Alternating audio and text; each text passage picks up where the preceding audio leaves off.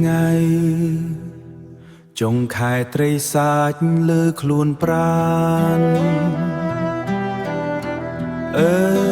សាច់លើខ្លួនប្រានបៃតងលើកឆ្លងយកដំណាលដើមស្វាយខ្ចីពីផ្លែទាញទុំងន់មេឃត្រចៀកថ្លង់ប្រុងត្រចៀកថ្លង់ប្រុងស្ដាប់ភាសានៅស្ងៀមអើយស្វាយចេះនិយាយអើយស្វាយចេះនិយាយបោះស្រាយអាថកំបាំងដីរំរឿងភ្លៀងនឹងពន្លឺថ្ងៃសំដីគ្មានសំឡេងពោពេញដោយន័យ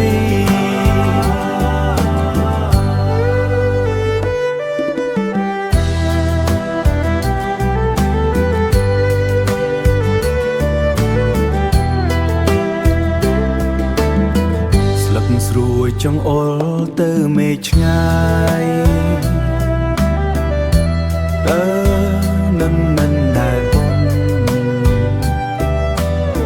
ស្លឹកស្រួយចង្អុលទៅមេឃឆ្ងាយតែរឹងនៅក្រោមដីមិនដែលក្បត់គិតមើលតើស្វាយរៀនពីណាបានចេញអត់ធ្មត់រងចាំក្រុមគ្រា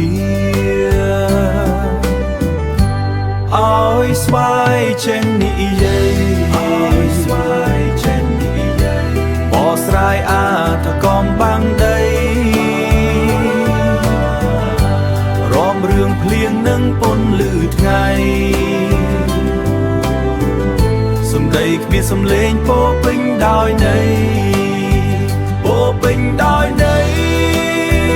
ពោពេញដោយន័យអើយស្វាយចេះនិយាយ